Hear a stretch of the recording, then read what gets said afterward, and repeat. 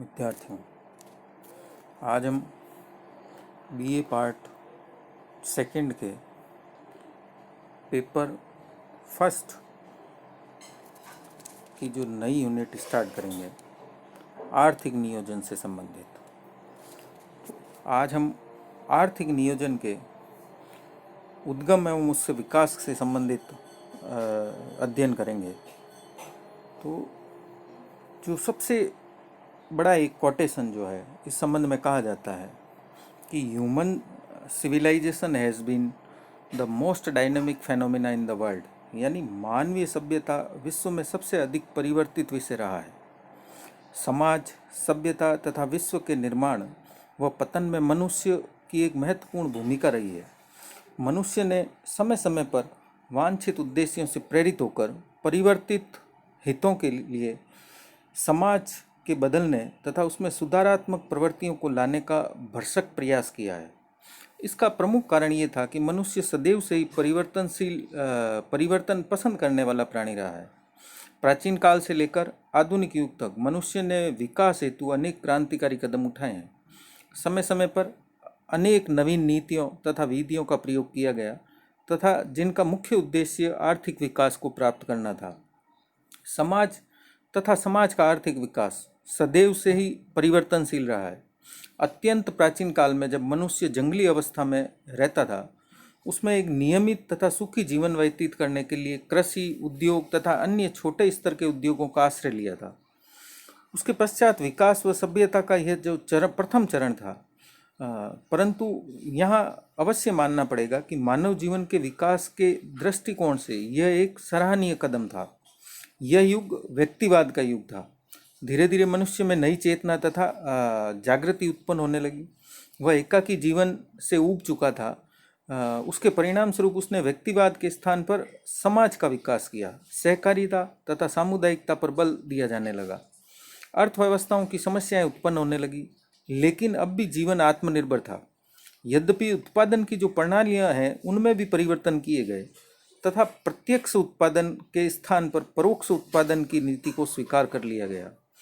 परंतु इतना होने के उपरांत भी बाजारों का विधिवत तरीके से विकास नहीं हो पाया था। व्यापार अभी भी अविकसित अवस्था में था। इसके पश्चात एक नए युग का उदय हुआ, स्टार्ट ऑफ न्यू एज। मानवीय विकास एवं सभ्यता के दृष्टिकोण से ये हमेशा से चर्चित रहा है कि जो मध्यकाल है, जो मिडल एज है, एक चीरकाल तक अपना स्थायित्व बनाए रहा। ऐसा प्रतीत होने लगा कि मनुष्य अपनी प्रगति की पराकाष्ठा पर पहुंच चुका है, परंतु इतिहास ने फिर करवट ली। मनुष्य की अतृप्त आकांक्षाओं ने मध्यकालीन युग की विशेषताओं के विपरीत एक नए युग को जन्म देने का निश्चय किया। सामंतवाद का अंत हुआ और इसके साथ ही साथ हस्तक्षेप तथा स्वतंत्र व्यापार के मजबूत आधारों पर आधारित पूंजीवाद का युग प्रारंभ हुआ। बाजारों का विस्तार होने लगा, जिनकी सीमाएं अब राष्ट्रीय न होकर अंतर्राष्ट्रीय होने लगी। छोटे पैमाने के विपरीत बड़े पैमाने की उत्पत्ति को प्राथमिकता दी जाने लगी। कृषि अर्थव्यवस्थाओं का औद्योगिक विकास की ओर अग्रसर होना अत्यंत स्वाभाविक था, क्योंकि यह तत्कालीन समय की मांग थी जिसको पूरा करने के लिए प्रत्येक राष्ट्र जागरूक नजर आता था। इसके परिणाम स्वरूप औद्योगिक क्रांति हुई, जिसने पूंजीवाद की जड़ों को और भी अधिक शक्तिशाली बनाकर उसके सिद्धांतों को मान्यता प्रदान की। फिर मौद्रिक युग में मुद्रा के विस्तृत प्रयोग ने अर्थव्यवस्थाओं की कार्यप्रणाली को जहां एक और सरलता और प्रभाव प्रदान किया, उसके विपरीत मूल्य यंत्र का विकास करके शोषण और भ्रष्टाचार को बढ़ावा भी दिया है। इस युग की सबसे बड़ी देन यह थी कि विश्व के अंतर्गत दो प्रकार की अर्थव्यवस्थाओं को जन्म मिला। एक तो वह जो पूंजीवाद तथा औद्योगिक प्रगति के आधार पर विकसित राष्ट्र कहलाए, और दूसरा वह वर्ग जिसे हम अल्प विकसित या अविकसित राष्ट्र कह सकते हैं। फिर जब ये दो राष्ट्रों की विचारधारा बन गई, तो फिर नियोजन को अपनाए जाने के लिए कदम बढ़ाए जाने लगे। Step towards economic planning. धीरे धीरे जो है पूंजीवाद के दोष प्रकट होने लगे। धन के असमान वितरण ने समाज को दो वर्गों में बांट दिया, धनी तथा निर्धन वर्ग।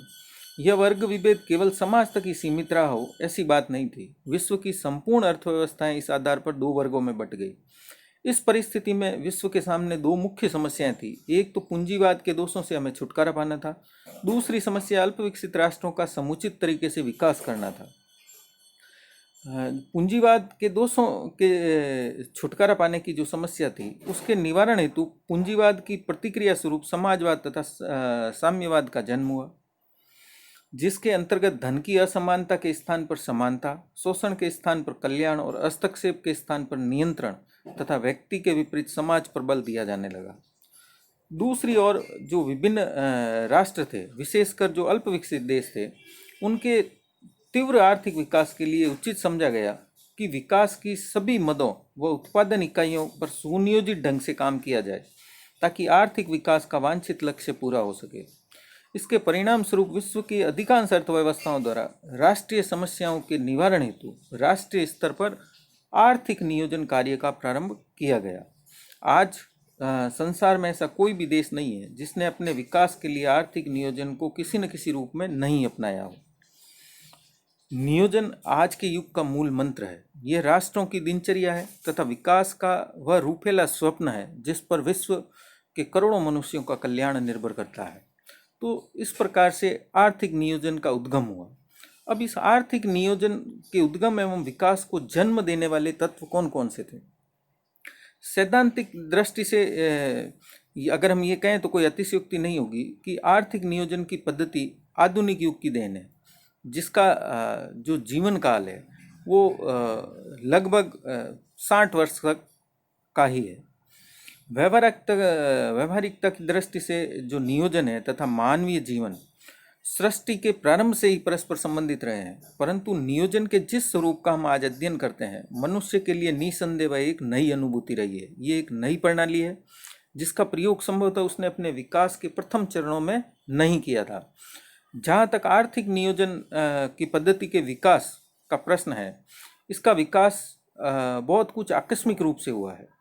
नियोजन का जो प्रारंभिक अवस्था में जन्म अस्थायी रूप से आर्थिक विकास के लिए न होकर किन्हीं अन्य वांछित उद्देश्यों के लिए हुआ था, परंतु इस पद्धति के सफल प्रयोग ने धीरे धीरे इसे आर्थिक क्षेत्र में अग्रसर करते हुए आर्थिक विकास के लिए महत्वपूर्ण साधन बना दिया। रूस में आर्थिक नियोजन की महान एवं आश्चर्यजनक सफलताओं से पूर्व इस पद्धति का उपयोग अत्यंत सीमित उद्देश्यों जैसे युद्धकालीन परिस्थितियों तथा युद्ध के उपरांत प्राकृतिक संकटों से छुटकारा पाने के लिए किया गया था। आर्थिक तथा सामाजिक विकास की दृष्टि से संभवतः रूस ही पहला ऐसा अग्रगामी राष्ट्र था जिसने इसे सही अर्थों में प्रयोग किया था। यूरोपीय राष्ट्र प्रारंभ से ही स्वतंत्र व्यापार के समर्थक रहे हैं तथा उस काल में भी इन तमाम देशों में एडम स्मिथ द्वारा प्रतिपादित स्वतंत्र व्यापार नीति का ज़्यादा प्रभाव था। इसमें कोई संदेह नहीं था कि स्वतंत्र व्यापार की नीति का अनुसरण करने वाले देशों ने उत्पादन के क्षेत्र में संतोषजनक सफलता प्राप्त कर ली थी, परंतु रूस ने अनियोजित अर्थव्यवस्थाओं के विपरीत एक नियोजित अर्थव्यवस्था की स्थापना करके पूंजीवादी देशों के मुकाबले में उत्पादन के क्षेत्र में तथा अत्यंत कम समय में उससे भी अधिक सफलता प्राप्त करके विश्व को चकित कर दिया था। जब ऐसा हुआ तो इससे स्वाभाविक था कि अर्थशास्त्रियों का ध्यान इस ओर आकर्षित हुआ और ऐसा होने पर स्वतंत्र व्यापार के समर्थकों ने भी इस पद्धति की सराहना करनी शुरू कर दी और उनका झुकाव इस तरफ बढ़ने लगा। अब अनियोजित अर्थव्यवस्था से नियोजित अर्थव्यवस्था की ओर अग्रसर होने की इस प्रवृत्ति को स्पष्ट करते हुए डॉक्टर हैरिस ने कहा है कि जिज्ञासु मस्तिष्कों ने पश्चिम के स्थान पर पूर्व की ओर देखना प्रारंभ कर दिया। रूस की उत्पादन के क्षेत्र में उत्पादकता तथा औद्योगिकरण की दर बेजोड़ सफलताएं थी, क्योंकि विश्व के किसी भी देश ने आज तक इतनी कम समय में एक अविकसित कृषि प्रधान राष्ट्र को एक आधुनिक औद्योगिक शक्ति में परिवर्तित होते हुए नहीं देखा था। तो जो रूस की प्रगति तथा पूंजीवाद के दोषों ने एक ऐसा वातावरण तैयार कर दिया था जिसके परिणाम स्वरूप संसार का प्रत्येक राष्ट्र नियोजन की ओर अग्रसर होने लगा था। इसके अतिरिक्त इस विचारधारा को 20वीं शताब्दी में बल प्रदान करने वाले अनेक घटक भी जो हैं वो हुए हैं। उन घटकों को हम एक एक करके लेंगे, कौन कौन से ऐसे घटक हुए हैं इन परिस्थितियों के अलावा जो अभी हमने बताया है, जिनके कारण जो है आर्थिक नियोजन का जन्म हुआ। तो उनमें सबसे पहला है कि विवेकीकरण का उदय। विवेकीकरण का जो विचार है वो 20वीं शताब्दी की देन है। उत्पादन तथा व्यापारिक क्षेत्र में वैज्ञानिक तथा यांत्रिक विधियों का मितव्ययता के साथ समन्वित क्रम ही विवेकीकरण कहलाता है। इसका मुख्य उद्देश्य उपलब्ध साधनों और शक्तियों को देखते हुए अधिकतम प्रतिफल प्राप्त करना है। इस विचारधारा का प्रयोग अत्यंत सीमित दृष्टिकोण से किया जाता है, परंतु जब संपूर्ण अर्थव्यवस्था को विवेकीकरण की नीति के अंतर्गत लाया जाता है तो विवेकीकरण का यह विस्तृत रूप आर्थिक नियोजन कहलाता है। विवेकीकरण की नीति प्रतिस्पर्धा के दोषों को दूर करके अधिकतम उत्पादन को संभव बनाती है तथा इसके द्वारा उत्पादन क्रम मितव्ययता के साथ संचालित किया जा सकता है। तो विवेकीकरण तथा आर्थिक नियोजन दो अलग अलग विचार हैं, परंतु फिर भी आर्थिक नियोजन के विकास में इस विचारधारा का बहुत बड़ा योगदान देखने को मिलता है। नेक्स्ट फिर हुआ था कि दोषित पूंजीवाद या पूंजीवाद की जो दोष प्रकट होने लगे थे उसकी प्रतिक्रिया स्वरूप जो है इस आर्थिक नियोजन का जन्म हुआ। विशेषकर पश्चिम राष्ट्रों में स्वतंत्र व्यापार नीति का पूर्णतया जो है बोलबाला था। हस्तक्षेप की नीति के अंतर्गत प्रतिस्पर्धात्मक परिस्थितियों ने कुछ इस प्रकार का मोड़ लिया कि समाज के एक छोटे से वर्ग को छोड़कर से सभी वर्ग पूंजीवाद के दोषों से घबरा उठा था, क्योंकि शोषण, प्रतिस्पर्धा, असमानता, अमितव्ययता तथा अवांछित उतार चढ़ाव पूंजीवाद के आभूषण कहे जाते हैं। प्रत्येक राष्ट्र पूंजीवाद से छुटकारा पाना चाहता था। सभी लोग किसी ऐसे विकल्प की खोज में थे जो पूंजीवाद से सर्वथा भिन्न तो नहीं हो, परंतु उसका सुधारात्मक रूप अवश्य हो। इस प्रवृत्ति का मुख्य कारण यह था कि ये राष्ट्र समाजवाद की नीति को उचित नहीं मानते थे और साथ ही पूंजीवादी प्रणाली को जीवित भी रखना चाहते थे। तो स्वाभाविक था कि आर्थिक नियोजन को एक उचित विकल्प के रूप में स्वीकार कर लिया गया। पूंजीवाद के दोषों की प्रतिक्रिया स्वरूप आर्थिक नियोजन के विचार को बल मिला तथा इस प्रक्रिया को स्पष्ट करते हुए एवं इसका समर्थन करते हुए प्रोफेसर हैरिस ने लिखा था इकोनॉमिक प्लानिंग में, अपनी पुस्तक में लिखा उन्होंने कि समाचार पत्रों के मुख्य पृष्ठों पर प्रकाशित पूंजीवाद की असफलता है वह उसके पतन जैसे समाचारों ने जहां एक और पूंजीवाद के प्रति आम जनता में उदासीनता उत्पन्न कर दी, ठीक उसके दूसरी ओर सामान्य जनमत को नियोजन के प्रति जागरूक बना दिया। जो एडम स्मिथ की अदृश्य शक्ति इनविजिबल हैंड्स का जो विचार था, अधिकतर अर्थशास्त्री उसका परित्याग कर चुके थे। एकाधिकार, उत्पादन पर नियंत्रण, प्रशुल्क तथा उपभोक्ता व श्रमिक के शोषण जैसे अनेक दोष इतने विस्तृत रूप से समाज के सम्मुख आए कि एडम स्मिथ की विचारधारा को छोड़ देने के सिवाय उनके पास कोई चारा नहीं था। फिर जो तीसरा इसको जन्म देने का कारण था वो था कि समाजवादी विचारधारा के प्रेरणा स्वरूप आर्थिक जो नियोजन की विचारधारा को जहाँ पूंजीवाद की प्रतिक्रिया कहा जाता है, वहीं इसके विपरीत समाजवाद के बढ़ते हुए प्रभाव व प्रचलन को एक प्रेरणात्मक तत्व के रूप में भी स्वीकार किया जाता है।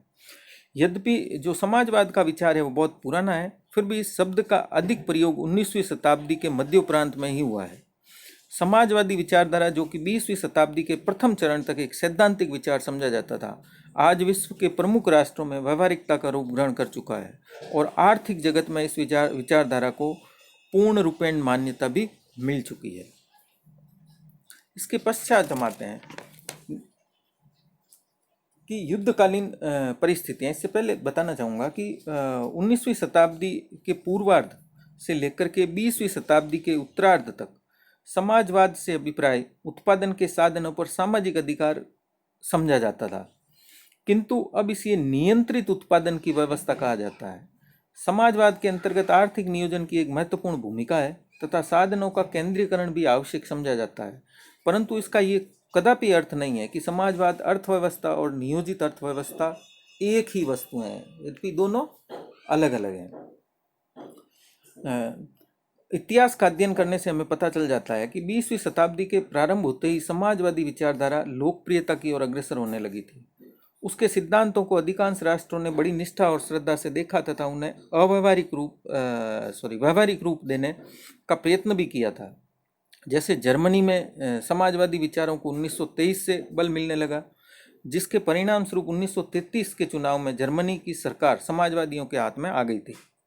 पूंजीवाद का जो प्रबल समर्थक राष्ट्र था ब्रिटेन, वो भी समाजवाद के बढ़ते हुए प्रभाव से नहीं बच सका था तथा 1945 में लेबर पार्टी ने समाजवादी सरकार की स्थापना कर दी। रूस पहले से ही समाजवादी तथा साम्यवाद का समर्थक रहा है। इसके अतिरिक्त विश्व के जो अन्य प्रमुख राष्ट्र थे जैसे France, Hungary, Romania, Norway, Poland, Australia तथा चेकोस्लोवाकिया आदि सभी ने समाजवादी सिद्धांतों को मान्यता देना प्रारंभ कर दिया था। तो समाजवाद के बढ़ते हुए महत्व तथा विचारों ने एक और आर्थिक नियोजन के विचार के उदय होने में सहयोग दिया उसी के साथ साथ इस विचार की परिपक्वता की अवस्था में पहुंचाने का श्रेय तो बहुत कुछ हद तक समाजवाद को ही दिया जा सकता है।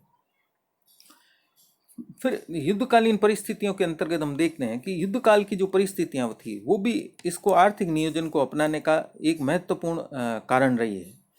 प्रथम तथा द्वितीय विश्व युद्ध के जो विध्वंस थे उनके परिणाम स्वरूप प्रत्येक राष्ट्र के लिए आवश्यक हो चुका था कि वह कोई ऐसी नीति का अनुसरण करे जिससे कि वांछित विकास संभव हो सके। आज जिसे हम नियोजित अर्थव्यवस्था कहते हैं एक विस्तृत रूप में स्वीकार किया जाता है। तो प्रथम व द्वितीय विश्व युद्ध के परिणाम स्वरूप होने वाले भयंकर परिवर्तनों और कुव्यवस्थाओं का ही परिणाम है। प्रथम विश्व युद्ध के कुप्रभाव अभी समाप्त हुए नहीं थे कि द्वितीय विश्व युद्ध की घोषणा हो गई थी। अर्थव्यवस्थाएं पहले से ही जो है बहुत ही नीचे चली गई थी। उत्पादन तथा उपभोग का साम्य बिगड़ चुका था। दूसरे विश्व युद्ध के प्रारंभ होते ही सभी प्रकार की अर्थव्यवस्थाओं में जो थी वो युद्ध में संलग्न हो गई थी। युद्ध के कारण मनुष्य और सामग्री की मांग का बढ़ जाना स्वाभाविक था और युद्ध को जारी रखने के लिए तथा उसमें विजय प्राप्त करने के लिए आवश्यक था कि इसके संबंध में कोई उचित योजना बनाई जाए या समस्त अर्थव्यवस्थाओं को हस्तक्षेप व स्वतंत्र नीति से मुक्त करके एक नियोजित ढंग से संचालित की जाए। युद्ध की विभीषिका के शांत होने के पश्चात योजनाकरण का महत्व और भी अधिक अनुभव किया जाने लगा, क्योंकि युद्ध के दौरान अनेक देश बर्बाद हो चुके थे और पुनर्निर्माण तथा तीव्र विकास के लिए सुव्यवस्थित नीति या विकास कार्यक्रम का होना अत्यंत आवश्यक समझा जाने लगा था। ऐसी परिस्थितियों में विभिन्न जर्जर अर्थव्यवस्थाओं के पुनर्संगठन के लिए आर्थिक नियोजन को स्वीकार कर लेना बहुत कुछ स्वाभाविक था। प्रोफेसर एसी हैरिस ने आर्थिक नियोजन के विकास में युद्धों के प्रभाव को स्पष्ट करते हुए इकोनॉमिक प्लानिंग में लिखा है कि युद्ध तथा उसके विध्वंसकारी परिणामों ने आर्थिक नियोजन को और अधिक प्रचलित बना दिया। युद्धकालीन परिस्थितियों में एक राष्ट्र के लिए नितांत आवश्यक हो जाता है कि वह सीमित साधनों का किस प्रकार से सर्वोत्तम ढंग से उपयोग करे। युद्ध समाप्त होने पर इन सीमित साधनों का उपयोग अत्यंत व्यवस्थित एवं नियोजित ढंग से किया जाने के लिए नियोजित अर्थव्यवस्था को अपनाया जाना जरूरी था। पूंजीगत वस्तुओं का प्रतिस्थापन तथा उनके निर्माण के लिए विदेशी विनिमय के व्यवस्थित उपयोग तथा उपभोग हितार्थ उपलब्ध सीमित पूर्ति के लिए उचित तथा न्यायपूर्ण वितरण के लिए आवश्यक था कि योजना तैयार की जाए तथा उसका सही तरीके से संचालन और आवंटन किया जाए। क्योंकि युद्ध काल में समय का बहुत महत्व होता है, यही कारण है कि एक अनियोजित अर्थव्यवस्था को युद्ध संबंधी मांगों की दृष्टि से पूर्णतया कुव्यवस्थित तथा अनुपयुक्त अर्थव्यवस्था समझा जाता है। प्रतिस्पर्धात्मक शक्तियों की गति प्रदान करने के लिए समय की आवश्यकता होती है, परंतु समय का अभाव बना रहता है क्योंकि युद्ध काल में समय ही प्रधान तत्व होता है।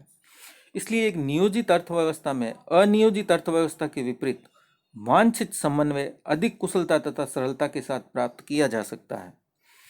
युद्धों के परिणाम स्वरूप उत्पन्न होने वाली आत्मनिर्भरता की मांग ने भी आर्थिक नियोजन के विचार को विकसित करने में सक्रिय सहयोग दिया है। युद्ध से आतंकित अथवा युद्ध में संलग्न प्रत्येक अर्थव्यवस्था राष्ट्रीय दृष्टि से आत्मनिर्भरता प्राप्त करना चाहती थी। आज के इस स्वार्थ लोलुप, अस्थिर तथा ईर्ष्यालु विश्व में कब युद्ध के बादल मंडराने लगे कोई नहीं जानता है। इसलिए प्रत्येक राष्ट्र यही उचित समझता है कि संकट की गंभीरता से बचने के लिए आत्मनिर्भरता का लक्ष्य प्राप्त करना ही श्रेष्ठ कर है। आर्थिक नियोजन आत्मनिर्भरता का सबसे अधिक सरल तथा श्रेष्ठ सोपान है। और युद्ध जैसी परिस्थितियां हम वर्तमान में कोरोना काल में देखते हैं। कोरोना काल के कारण विभिन्न राष्ट्रों ने आत्मनिर्भरता की नीति को अपनाया है और ये ऐसा मानने लगे हैं कि अब हमें राष्ट्रों को आत्मनिर्भर बनाना होगा। तो युद्ध की जो परिस्थितियां थी या युद्ध के उपरांत जो परिस्थितियां थी उसने आर्थिक नियोजन को जन्म देने में अत्यंत सक्रिय सहयोग प्रदान किया। फिर नेक्स्ट है आर्थिक संकट या वैश्विक मंदी। आर्थिक संकट जो है वो पूंजीवाद की देन है। जो स्वतंत्र व्यापार के समर्थकों का मत है कि उत्पादन, उपभोग, व्यापार तथा वाणिज्य पर अगर कोई प्रतिबंध न लगाया जाए तो सामाजिक एवं आर्थिक व्यवस्था स्वयं संचालित होती है। ऐसा हम कीमत प्रणाली के अंतर्गत पढ़ चुके हैं। परंतु व्यवहार में तथा पिछले कुछ वर्षों के अनुभव से, कटु अनुभव से हमें ये स्पष्ट होता है कि हस्तक्षेप की नीति ने समय समय पर भयंकर आर्थिक संकटों को उत्पन्न करके अर्थव्यवस्था को छिन्न भिन्न कर दिया था। ओवर प्रोडक्शन, मूल्य स्तर में तीव्र उतार चढ़ाव तथा प्रतियोगिता जैसे आर्थिक विचार समाज के लिए घातक सिद्ध हुए हैं। इसीलिए 20वीं शताब्दी के प्रारंभ में होने वाले अनुभवों के आधार पर जटिलताओं से भरे हुए इस आर्थिक जगत में स्वतंत्र मूल्य नीति और पूंजीवाद की चिर परिचित प्रणाली स्वर्णमान तथा उसकी स्वयं संचालकता पर विश्वास करना व अमल करना आत्महत्या के समतुल्य हो गया था। तो इस प्रकार से उत्पन्न होने वाले आर्थिक संकटों के कारण जनता का विश्वास जो है वो हस्तक्षेप की नीति से उठ चुका था तथा उसके साथ ही साथ संपूर्ण जो जनमत था राज्य के द्वारा हस्तक्षेप तथा नियंत्रण का समर्थक होता जा रहा था। इस विचारधारा के परिवर्तन से ही आर्थिक नियोजन के विकास को बहुत बड़ा बल मिला था। 1929 की जो विश्वव्यापी मंदी थी, जो द्वितीय विश्व युद्ध के समय प्रारंभ हुई थी, पूंजीवाद पर जहां एक और घातक प्रहार किया था, ठीक उसके विपरीत आर्थिक जगत का आर्थिक नियोजन के प्रति झुकाव का एक कारण भी बना था। मंदी काल में जर्मनी की हालत अत्यंत असंतोषजनक हो गई थी। सरकार ने हस्तक्षेप की नीति का अनुसरण करते हुए मुद्रा संकुचन की नीति का आश्रय लिया था। 1933 में अमेरिका ने मंदी के प्रभाव से अर्थव्यवस्था को बहुत अधिक क्षति हो जाने पर यह अनुभव कर लिया था कि संकट के ये बादल केवल अनियोजित अर्थव्यवस्था के परिणाम हैं। विश्वव्यापी मंदी, जो कि कुछ देशों में 1920 के लगभग ही प्रारंभ हो चुकी थी, ने इस असंदिग्ध सत्य को पूर्ण स्पष्ट कर दिया था कि एक योजना रहित अर्थव्यवस्था कभी भी लाभप्रद नहीं हो सकती है। आर्थिक मंदी की जो निहित बुराइयां थी उनमें थी मांग की अपर्याप्तता, संपत्तियों के मूल्य में ह्रास, अस्त व्यस्त अंतर्राष्ट्रीय व्यापार, देसी बाजारों का पतन, गिरते हुए मूल्य तथा बढ़ती बेरोजगारी। इन सब दोषों ने समाज तथा अर्थशास्त्रियों की प्राचीन मान्यताओं तथा विचारधाराओं में मूल रूप से परिवर्तन ला दिया और इस प्रकार अनियोजित अर्थव्यवस्था के समर्थक नियोजित अर्थव्यवस्था के समर्थक बन गए। तो पूंजीवाद के दोषों की प्रतिक्रिया स्वरूप तथा युद्ध की पृष्ठभूमि में आर्थिक नियोजन का विचार अधिक विकसित हुआ। फिर नेक्स्ट हम आते हैं इसको जन्म देने वाले कारण में राजनीतिक एवं राष्ट्रीय जागरूकता। प्रतिष्ठित अर्थशास्त्रियों ने के जो विचार थे उनके विपरीत राजनीतिक जागृति और राष्ट्रीयता के बढ़ते हुए विचार ने समाज का ध्यान नियोजन के प्रति आकर्षित किया। अब इस बात को महसूस किया जाने लगा कि विश्व शांति की तभी कल्पना की जा सकती है जबकि राष्ट्र को व्यक्तिगत रूप से सुदृढ़ बना लिया जाए। राष्ट्र की सुरक्षा तथा आर्थिक विकास के लिए हस्तक्षेप की नीति औचित्यपूर्ण नहीं, इसका आभास सभी देशों को अब तक हो चुका था। इसमें कोई संदेह भी नहीं था कि सीमित साधनों व लक्ष्यों में समन्वय, राष्ट्र का आर्थिक विकास एवं सुरक्षा, बेरोजगारी का हल, आर्थिक संकटों से छुटकारा, सामाजिक तथा मानवीय मूल्यों को प्राथमिकता देना और विषमताओं को कम करने के लिए केंद्रीयकरण की नीति को अपनाया जाना आवश्यक था। आर्थिक नियोजन के विकास को गति देने वाला एक महत्वपूर्ण घटक कुछ अल्प विकसित राष्ट्रों का दीर्घकालीन गुलामी के बंधन काटकर राजनीतिक स्वतंत्रता प्राप्त करना भी था, जैसे भारत ने भी प्राप्त की थी। इन राष्ट्रों का उनके विदेशी शासकों ने अत्यंत बुरी तरह से शोषण किया था तथा इनके आर्थिक विकास की ओर सदैव उदासीनतापूर्ण रवैया अपनाए रखा था।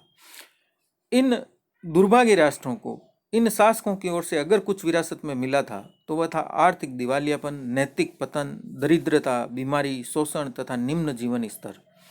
निर्धनता की इस कगार पर खड़े असहाय एवं नव स्वतंत्र राष्ट्रों के सम्मुख जहां एक और सीमित साधनों की सीमाएं थी तो दूसरी तरफ विशाल लक्ष्य तथा बृहद आकांक्षाएं थी।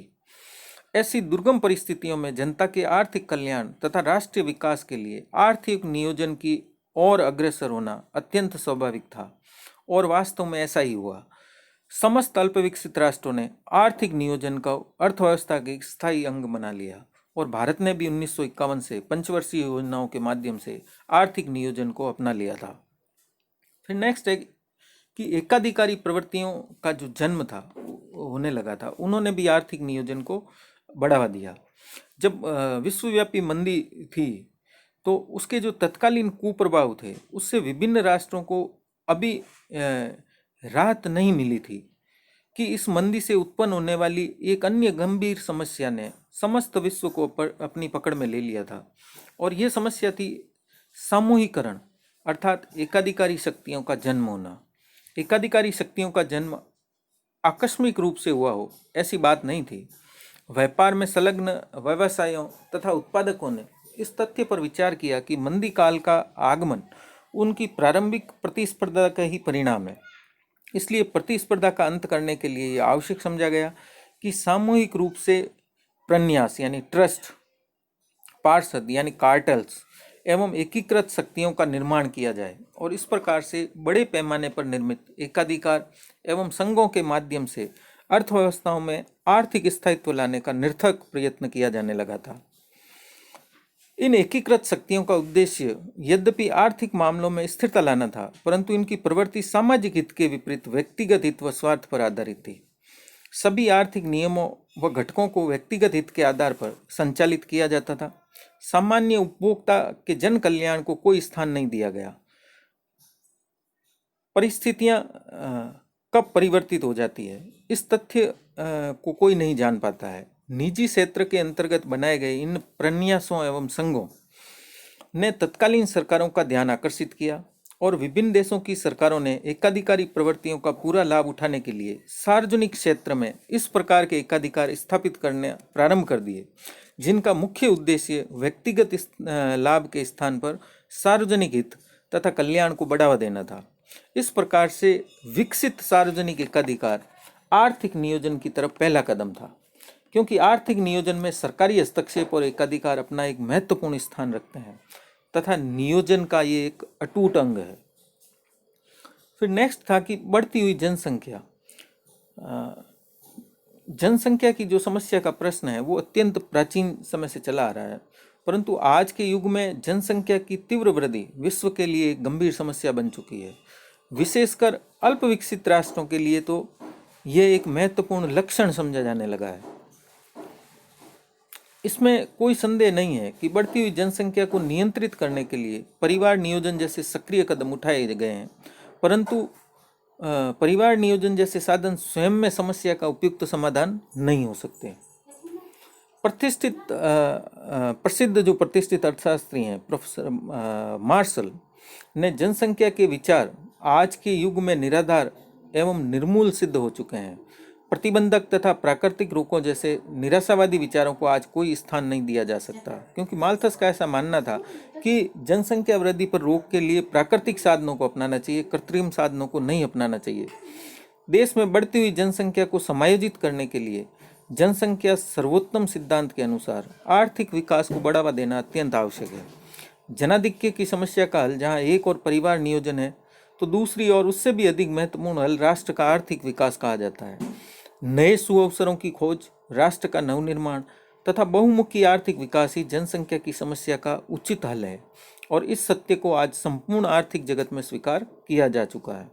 तो आर्थिक विकास के नियोजन के लिए बढ़ती हुई जनसंख्या के कारण अपनाया जाना आवश्यक था। फिर कुछ अन्य कारण भी रहे हैं, जैसे पूंजी का अभाव, राज्य का हस्तक्षेप और तकनीकी प्रगति आदि। तो आर्थिक नियोजन के जो उपयुक्त जो जन्म देने वाले तत्व हैं उनको प्राथमिकता दी जाती है, परंतु फिर भी कुछ ऐसे ये कारण हैं जिन्होंने आर्थिक नियोजन के विकास के लिए महत्वपूर्ण योगदान दिया है। अल्प विकसित देशों में विकसित राष्ट्रों की तुलना में सदैव ही पूंजी का अभाव बना रहा है। विशेषकर पर्याप्त पूंजी के अभाव में आर्थिक विकास की कल्पना करना भी संभव नहीं है। इसलिए आंतरिक उपलब्ध वित्तीय साधनों का विवेकपूर्ण उपभोग तथा पूंजी निर्माण के लिए एक व्यवस्थित कदम उठाने की आवश्यकता होती है, जो कि केवल आर्थिक नियोजन की नीति के अंतर्गत ही संभव हो सकता है। जैसे हमने द्वितीय पंचवर्षीय योजना में नेहरू मलनोबिस मॉडल के आधार पर औद्योगिक अर्थव्यवस्था में भारतीय अर्थव्यवस्था को परिवर्तित करने के लिए कदम उठाए थे। तो आधुनिक जो युग है उसमें राज्य हस्तक्षेप के बढ़ते हुए विचार ने भी आर्थिक नियोजन में बहुत बड़ा सहयोग दिया था, क्योंकि वर्तमान समय में राज्य की क्रियाएं जो है दिन प्रतिदिन बढ़ती जा रही है। प्रथम तथा जो द्वितीय विश्व युद्ध के परिणाम स्वरूप होने वाले विशाल प्रतिरक्षा खर्चों ने राजकीय ऋणों तथा राजकीय उत्तरदायित्वों को भी बढ़ा दिया था। इन खर्चों तथा उत्तरदायित्वों को देखते हुए राज्य के लिए आवश्यक हो गया कि वे निजी क्षेत्र का संकुचन करें और सार्वजनिक क्षेत्र का विस्तार करें, क्योंकि इसके अभाव में एक संतुलित व्यवस्था को बनाए रखना असंभव था। इस प्रकार से जो है हस्तक्षेप या नियंत्रण की नीति मौद्रिक तथा अमौद्रिक मामलों में भी लागू किए जाने की आवश्यकता अनुभव हुई और एक व्यवस्थित क्रम के अनुसार राष्ट्रीय आर्थिक विकास के हित के लिए आर्थिक नियोजन की नीति को स्वीकार किया जाने लगा। फिर तकनीकी प्रगति जो है वो भी तीव्र आर्थिक विकास के संदर्भ में महत्वपूर्ण घटक के रूप में स्वीकार की जाती है, क्योंकि तकनीकी प्रगति का प्रत्यक्ष प्रभाव ये होता है कि उत्पादन की जो रीतियां हैं उनमें सुधार होने के कारण राष्ट्रीय उत्पादन में वृद्धि होने लगती है, जिसके कारण राष्ट्रीय लाभांश में वृद्धि होती है, प्रति व्यक्ति आय में वृद्धि होती है और पूंजी निर्माण होने लगता है, जिससे उपभोग की प्रवृत्ति तथा जीवन स्तर ऊंचा उठने लगता है। इसके अलावा रोजगार, बचत तथा विनियोजन के स्तर में भी वृद्धि होती है।